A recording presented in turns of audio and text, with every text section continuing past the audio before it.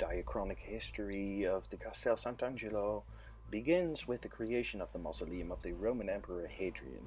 It was modeled after the Augustan mausoleum, which was also circular, and this mausoleum of Emperor Hadrian was finished in 139 AD. Its function, of course, to house the remains of the Roman Emperor and his successors, and also to evoke the grandeur of the imperial age. As you can see, it's a very prominent feature in the landscape. However, this did not last long. After 140 years functioning as a mausoleum, it was incorporated into 79 AD into the defense structure, the Aurelian Wall, and thus it became a very different building. This was continued after the end of the Roman Empire, when a very turbulent age started with invading people. The papacy, now owning the Castel Sant'Angelo, developed even further this building into a fortress housing dungeons, towers, battlements, and even using it as a hideout. However, also the popes had a different idea for this building. As they became richer and more powerful, they made residencies inside this building. As you can see in this image, it was to evoke the grandeur of the Christian faith and their leaders. So the building had a very prominent role in strategic planning, political and power structures.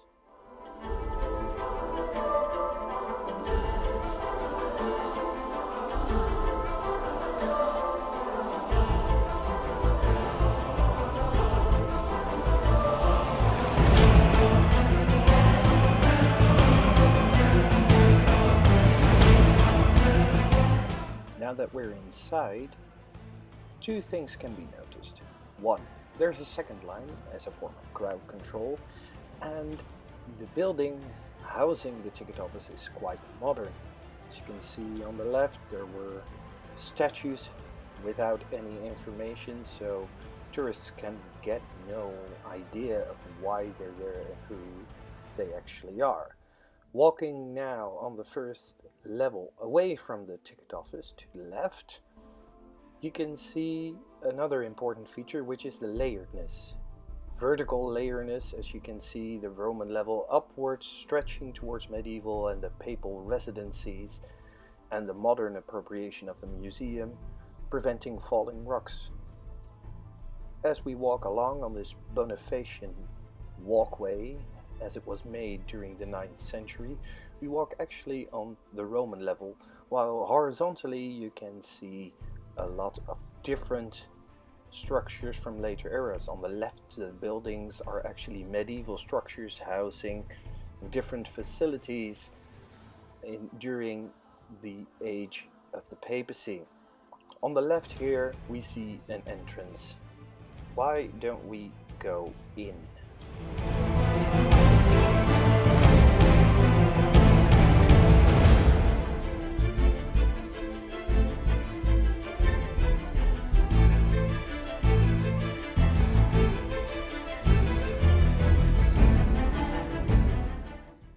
Gone inside and walking the stairs, you can see how modern this is, still showing some ancient walls, a little corridor on the left, but if we walk along we come to a glass wall.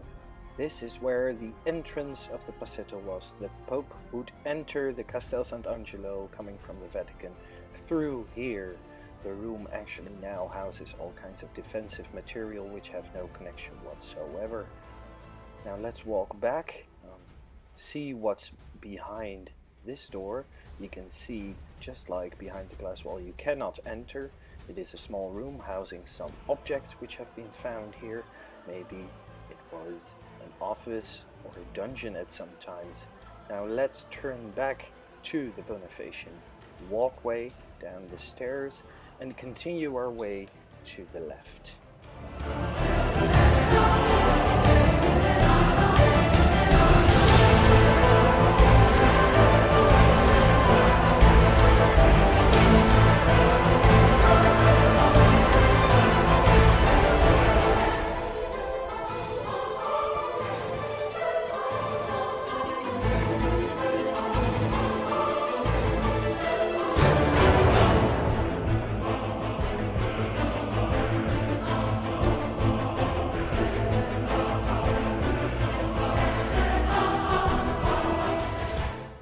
we walk along, you can see another closed door of a papal reappropriation of the building, as you can see now by black. Behind that door is the Chapel of the Condemned, where people waited until they were executed on this square we walk on now.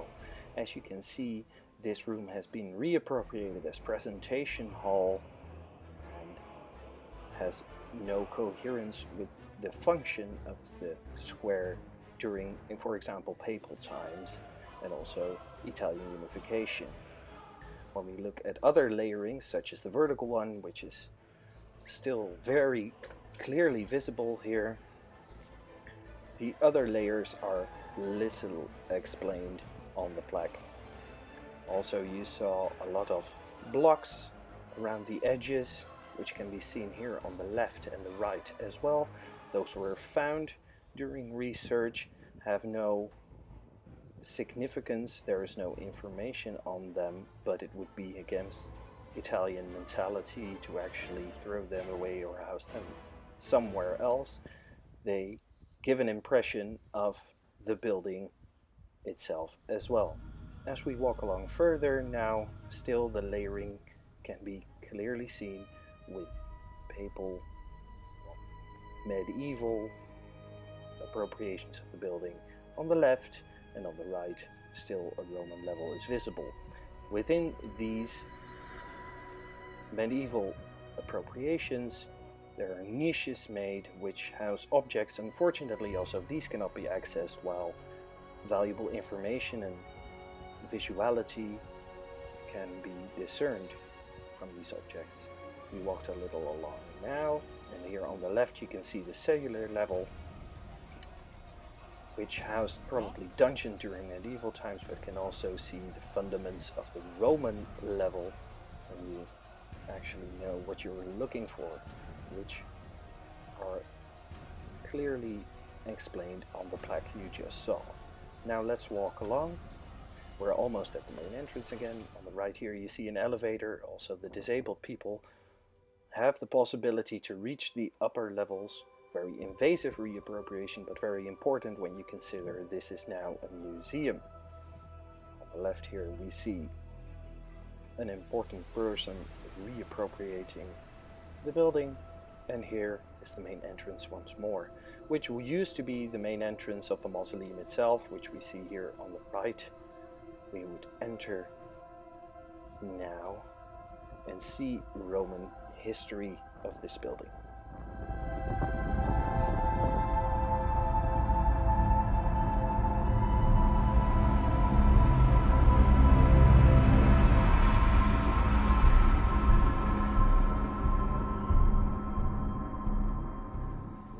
We have now entered the mausoleum of Hadrian. Right in front of us would be a statue of the emperor, and on the right here you can see the attachment holes of decorations to the white marble. Up there is a shaft for clear air, and here on the left the museum has kindly provided us with a reconstruction of the mausoleum. Directly above it is a small hole, which is a papal reappropriation of this structure, housing an elevator to reach the upper levels.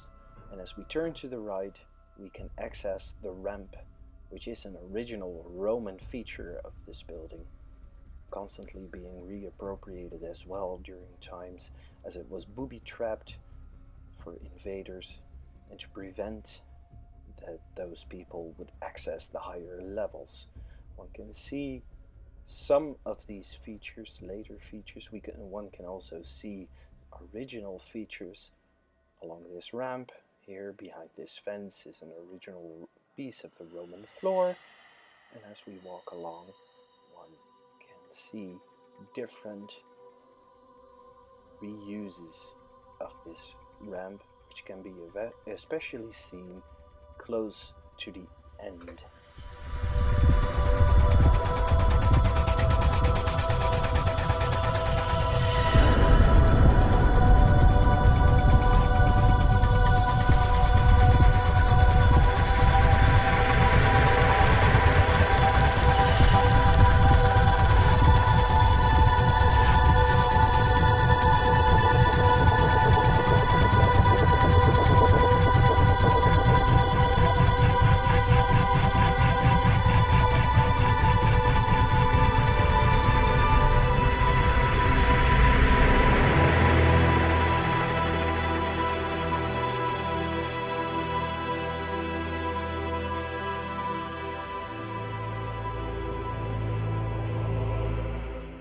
as we reach the end of the ramp, we can look down. This was actually a trap door to prevent invaders from passing through it, falling down. And now let's go through that door, entering yet another level. If we go to the left, we will continue our path along the Roman mausoleum layer. If we go to the right, which we will do, we can go outside and see the wall, walk along the wall, see the battlements, and as most tourists probably do, enjoy the view on this first level.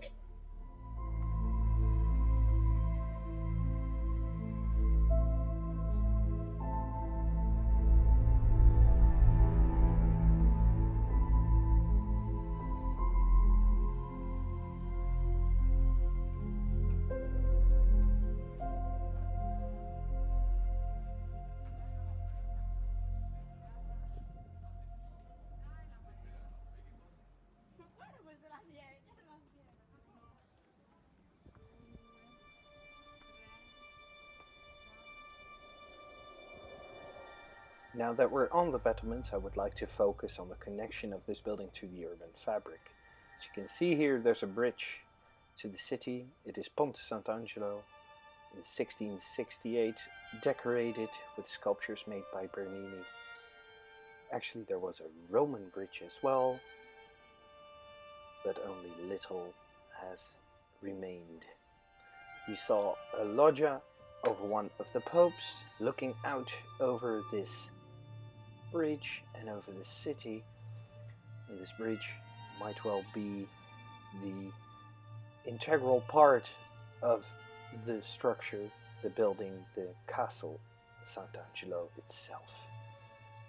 We walk along the wall now and come to the first bastion,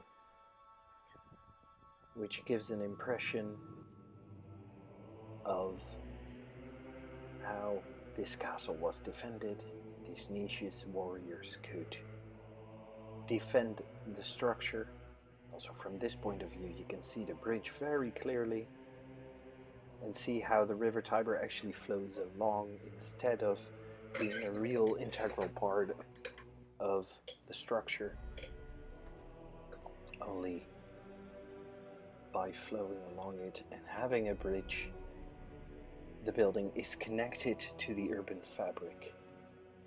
We will now walk along the other side, walking past the stairs with yet another closed door, to another point which is important in seeing the connection. As you can see, the door is closed.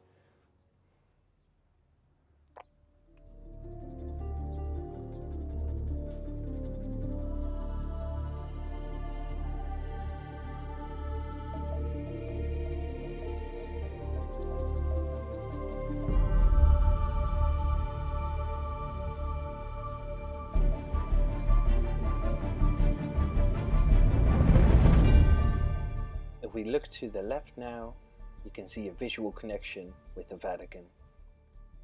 And the first thing which is striking is the park you can see around this building. This makes it very isolated in one sense and very connected to the city fabric on the other. So the connection to the urban fabric is on the one hand present, but not fully exploited. Another thing we can see which houses this connection is the Passetto running through the park and all the way to the Vatican. If we walk further along now, we will come to the second bastion and we make a little sidestep. You can see here the presentation of war machines. They are actually reconstructions. I think that's a very good idea to make it very visual how this building was used with an information plaque on it. And then we come to the stairs. If you remind the room with the glass wall, the stairs, if you take it down, you will end up at this room where the entrance to the Passetto actually is. Always looking to the left here, you can see how the park is structured. can see how it is disconnecting this monument with the urban fabric on the one hand, while parks are very urban in a way in Rome. Also, this building is important, as you can see, in historical sense, as in the park there's a statue of the Emperor Hadrian. The isolation is probably due to Mussolini, who isolated a lot of historical remains, especially Roman remains, and the Castel Sant'Angelo was no different, was part of this program, and therefore the connection to the urban fabric is partly lost, in my opinion. You can see the traffic flow, but on the other hand, there is no real connection. Now let us walk further along to another bastion, walking past other closed doors, probably housing offices. Straight ahead is the old field hospital for soldiers getting injured during times of war, which is a Mussolini building. There you can see it again with the tower.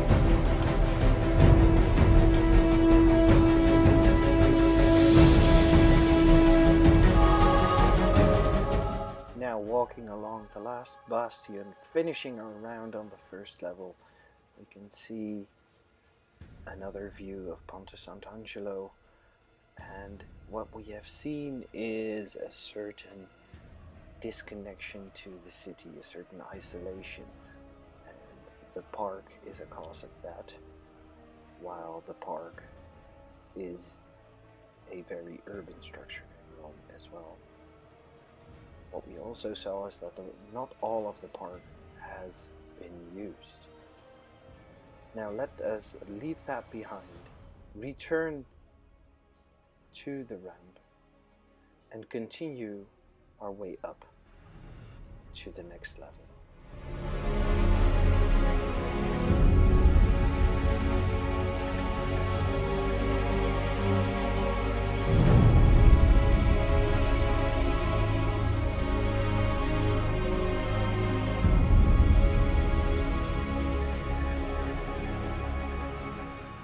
Walking along this stairs, we come to another doorway. Passing through it, we enter a room, which is a Roman level. It was the room where different remains of people were set up, or it is believed to have housed a lot of remains, but it is debatable if Hadrian himself would be in this room. As you can see on this plaque, it is appropriated as a burial, and and we continue our way further up to the second level. We prepare to make quite a climb. There's quite a lot of stairs in this case. As you can see, the museum has provided us here with insights in burial, different chambers, yet no information on these things is given. Urns stand there to give us a sense of what this place was, but it's more about the experience of the inner parts of this building than actually providing information. Now slowly, as we come up, we will enter a courtyard. This courtyard belongs to the papal level. As you can see, not everything is accessible, neither on the left or the right. The most important feature is this angel. It used to stand on top of the castel, was made by Raffaele da Montelupo in the 16th century.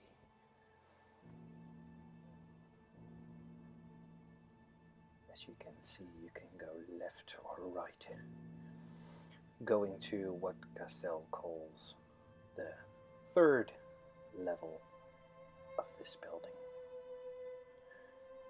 Behind this rope, as we walk along, are halls which house exhibitions, and these exhibitions might have a connection with the Castel, but also could have nothing to do with the building whatsoever, which is an interesting appropriation of the museum itself.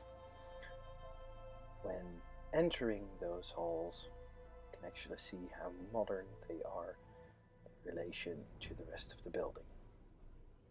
As you can see on this plaque, we now are able to access the papal residencies. But first, let's go that way.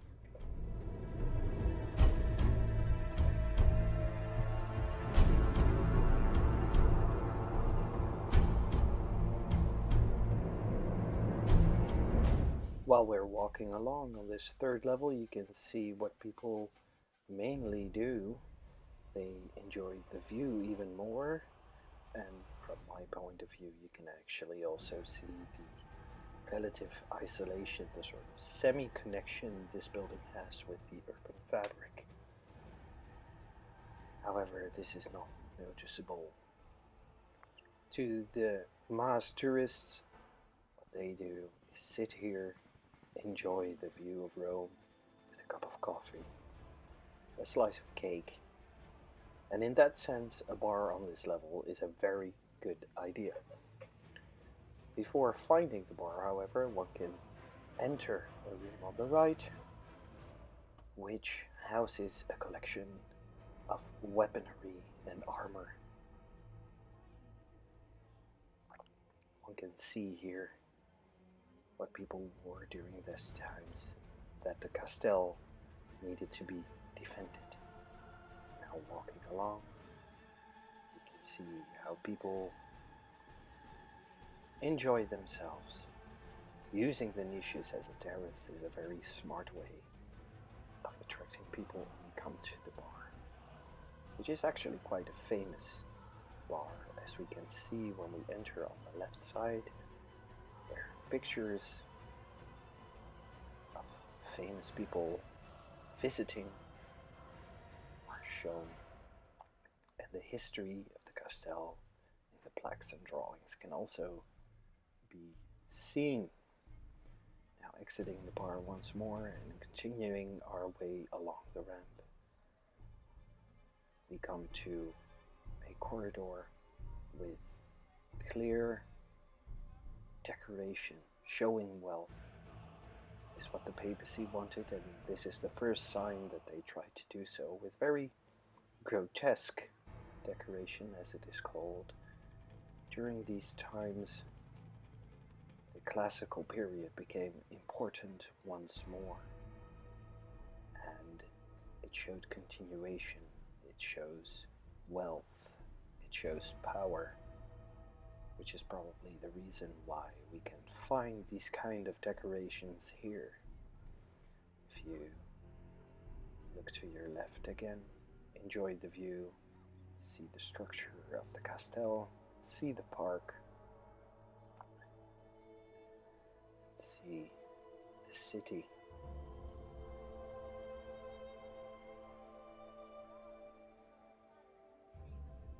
One can go down as well. It's just another way up, so it's possible to find your own path as well. And now we enter a corridor once more. It houses objects with no connection whatsoever. Closed offices and closed balconies, which actually could be used, for example, for artisanal classes, drawing panoramic views, for example.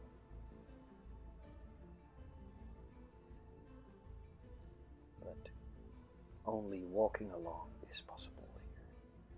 The references to the papacy are quite clear as well.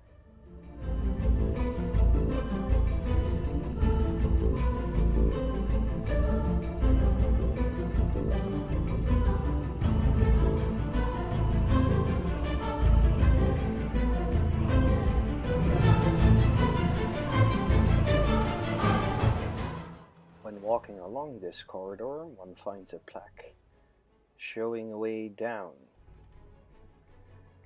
If we go down these stairs, we will enter the other half of the courtyard. On the other side, if you remember, there's the angel. And on this side, actually, there were facilities, and it was also called the courtyard of the well and boiler. That's because the water was heated here and saved here and was transported to a papal bathroom, which unfortunately is not accessible in this building.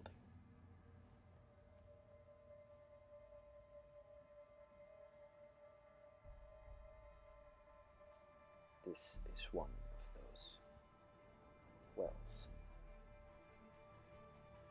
But not being able to access the rest, except for this room. We can take a sneak peek into this. As you can see, it houses objects from different time periods. It is very modern in its layout, and actually the collection has not a real connection to the Castel Sant'Angelo as well. So let us return, climb the stairs once more, and continue our way along the corridor.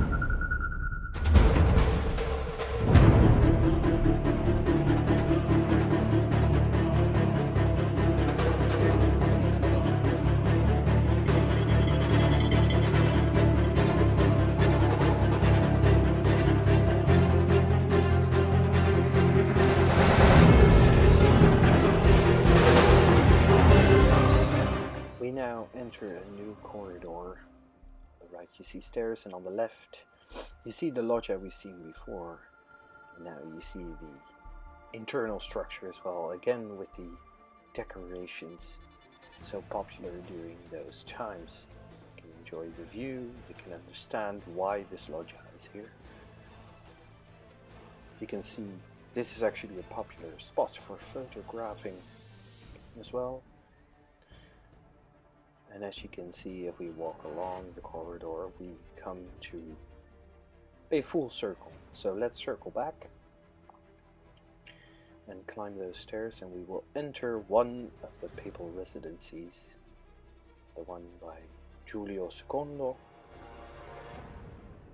When we enter this, you can see the immediate grandeur and appropriation of different elements.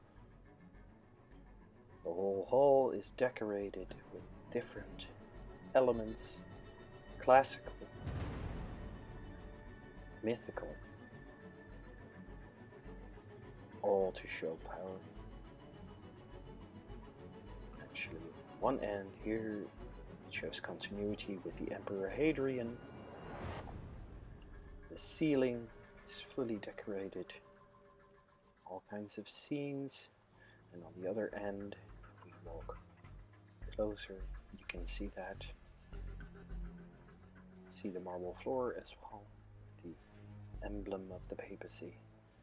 And now we end up at the other end of the hall, showing a fake door and the angel, showing continuity, showing power. The political message of these popes was clear. If we enter the rooms on the right side, we actually enter a throne room. And we can walk along here. Check it out. Unfortunately, there are no signs giving any information on this room. Also in the large room, there is no information given. You can just enjoy the decoration and the look of the room, not being able to get any information unless you have a guided tour. Now let us circle back. Fortunately, the only thing you can do is turn around. We will enter the large hall again, walk across it, and we come to a small corridor known as the Pompeian corridor, aptly named because of its decoration. It has grotesque decoration popular during Roman times in Pompeii, which was discovered during the making of this corridor.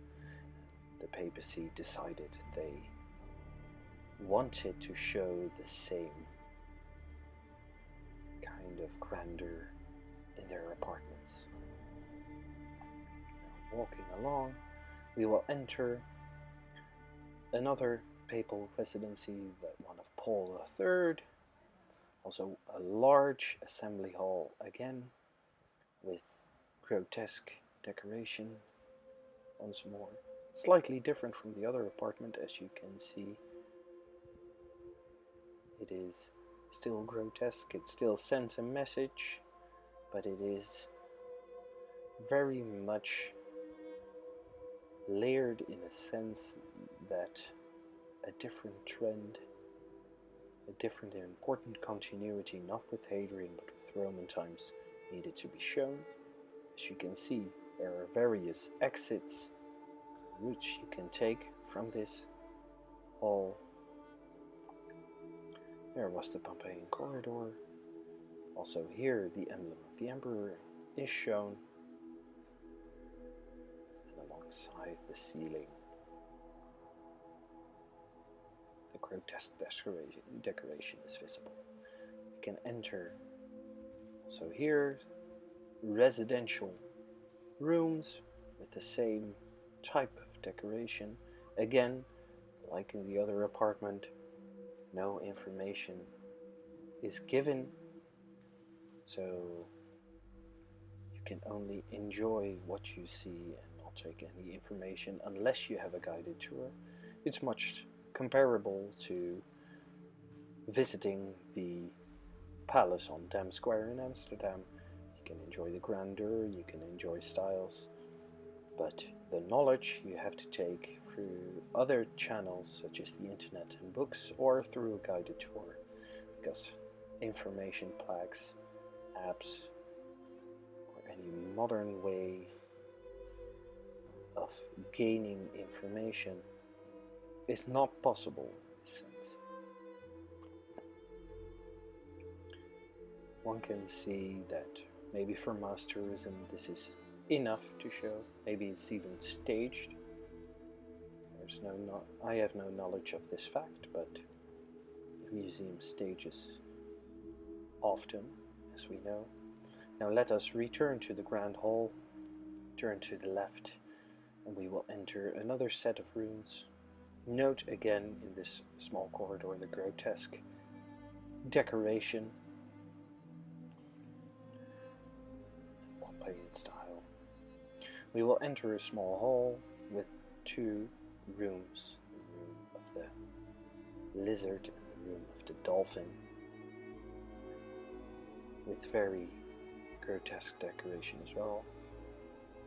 Again, no information, and in this case it's quite important because it is believed that these rooms were dungeons before the dungeons were built in the cellar. It is said that in this room a very famous prisoner was held and actually escaped from this room as well via the lavatory.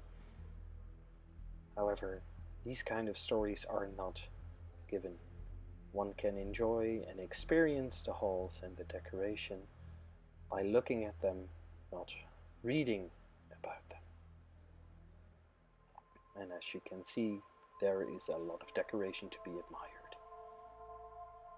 Now let us return through the corridor and let us go across the hall. Across the large hall there's another doorway, and this is quite an important doorway. It opens up to a small hall. As you can see, it's quite busy over there.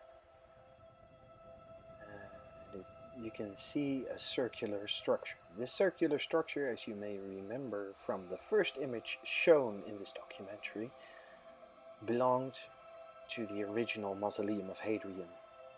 It is believed that this round structure housed the remains of the emperor, and on top of it was a large statue. But during papal times, this room was reappropriated as treasury and archive room. It was split into two. As you can see, it's not quite high anymore.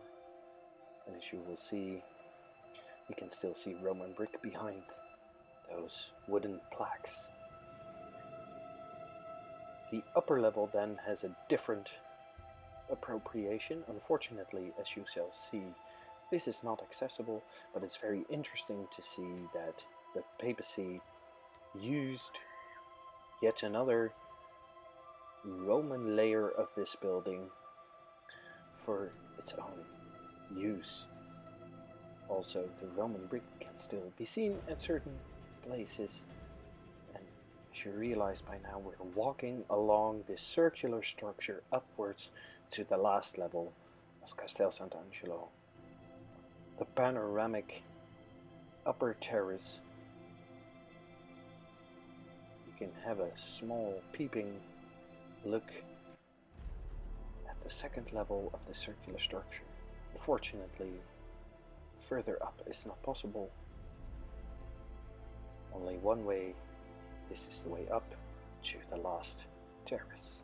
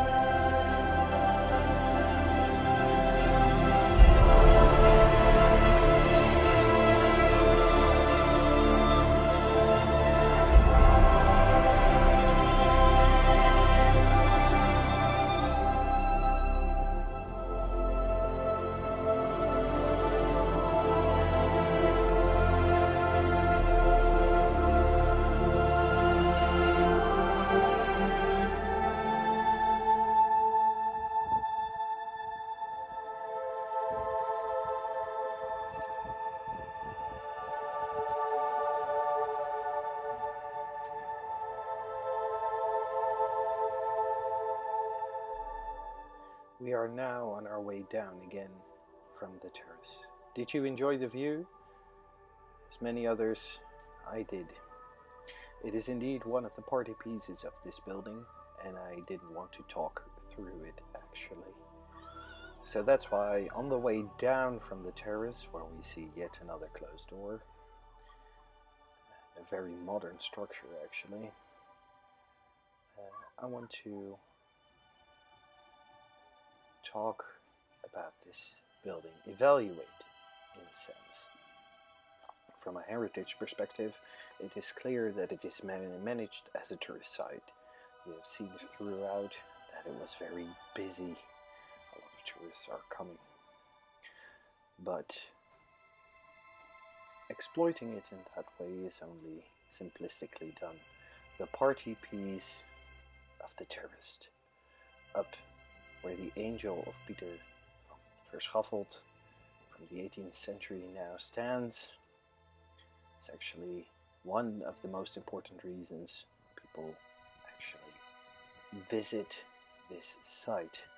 The information given, the appropriation of the different halls can be actually debated.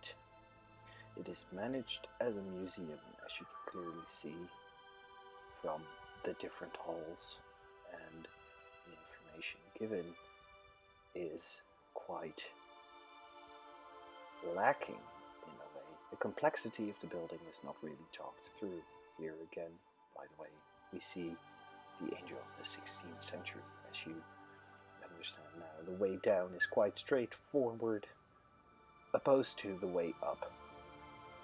Turning back to that complexity, the layeredness, the connection to the urban fabric is really not shown in the information given, and the guided tour, according to tourists, is often very long, an hour to an hour and a half, and experiencing the building on one's own is then a better option. So from a heritage perspective, a lot can be done in the way you experience this building. It is quite traditional in a way, traditionally managed. There is not really a narrative, and we can actually call it quite romantic in a way, as your journey upwards without the complexity makes you experience the structure, ending up with the spectacular view on top, where you can orient yourself using the plaques and enjoy the view. Imagine what that would be if there was, for example, a cocktail bar on top. You could actually enjoy a cocktail in the Roman sunset on that terrace.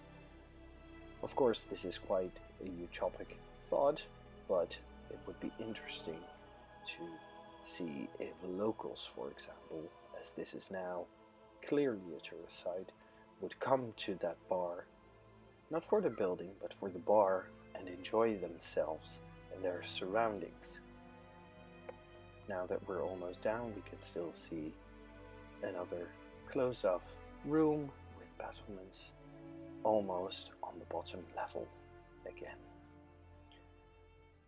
We've experienced this building now from a point of view standpoint.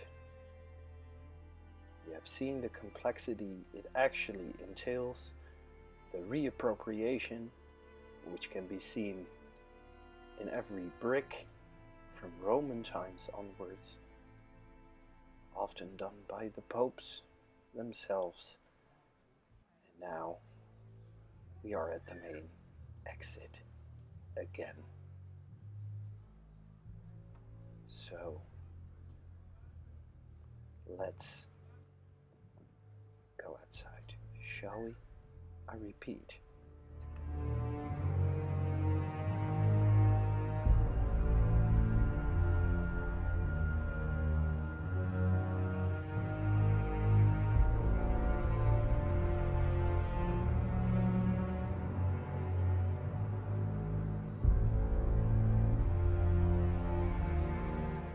Now that we're outside again, let's walk through the line that still is there and go to the left to the park.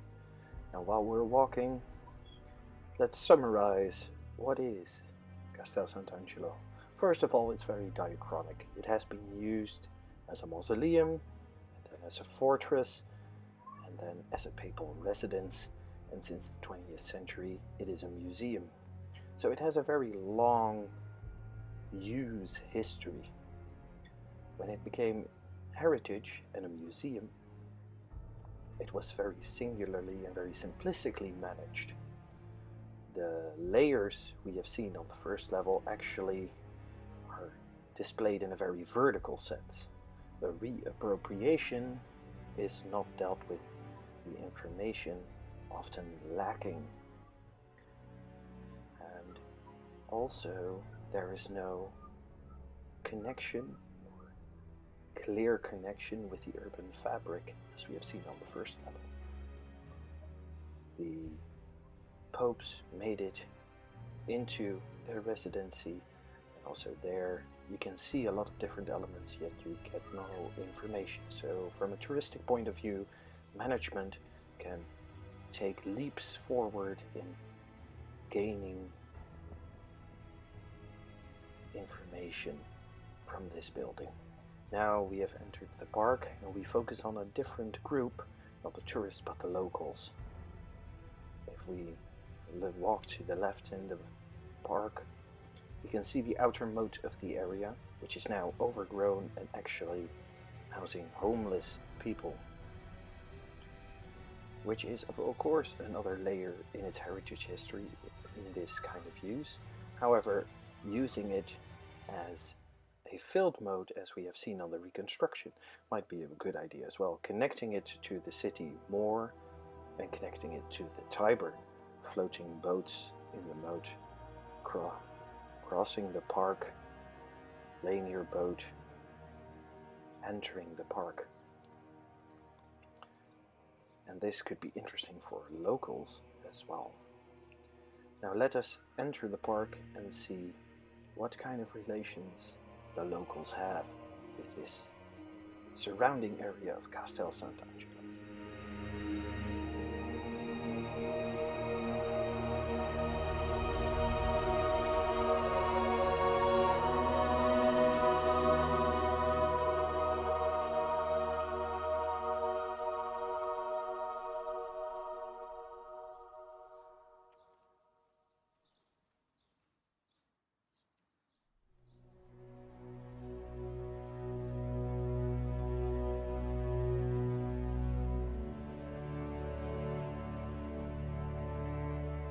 We now have entered the park, going underneath the passetto. You can see the spatial planning of this park. There's a lot of space that can be used, a little play garden for the kids, benches, grass and trees. Locals can quite enjoy themselves, and in conversation with some of these locals, actually, it was said they like coming here, but the park is little managed. So there's a lot of opportunities here to attract locals to this wonderful park. It is quite empty this time. You can see where the kids have been playing. Maybe you can have a little soccer field here and more benches. But there's also a sense of continuity. As you can see, there's a statue. We have seen it from the first level in Castel Sant'Angelo. It is a statue of the Emperor Hadrian, as we shall see.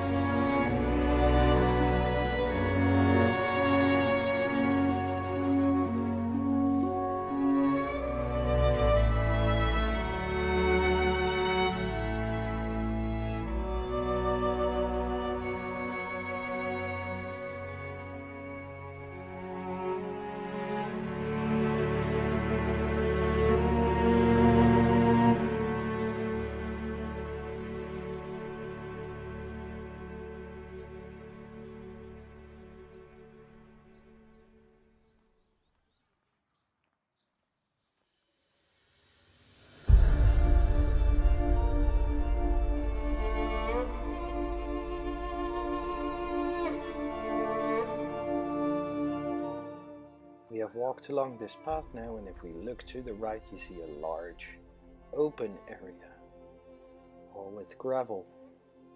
It lays barren and it is little used. Maybe here you can host food markets, food trucks, an open air cinema, concerts in the open air, and also you see the shut door, which could be used as an access to, for example, the cocktail bar if it were there on the upper terrace. You can just enter through there without taking the touristic route. So there's a lot of possibilities in this park actually. It's quite nice to be here, but in the terms of management there can be a lot of improvement as well to attract the locals. It can be used more extensively actually. Now let us walk up the stairs to the upper part of the park again and see this side.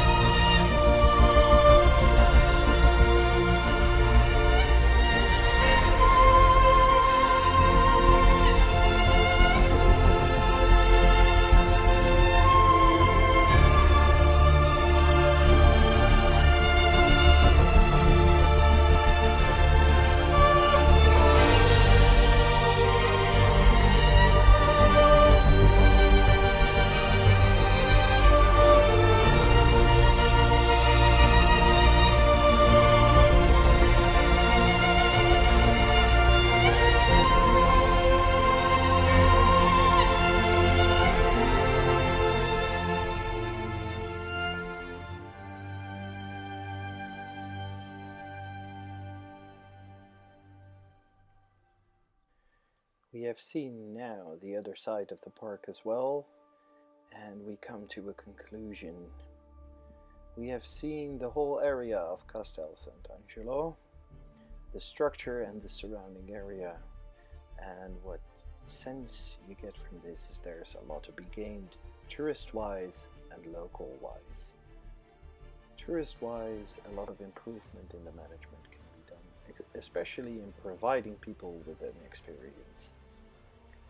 And in local terms, the park around it and maybe the structure itself can be used to attract locals by giving it a different function to what it is now. For now, let's leave the park. Thank you for watching, and I hope you enjoyed.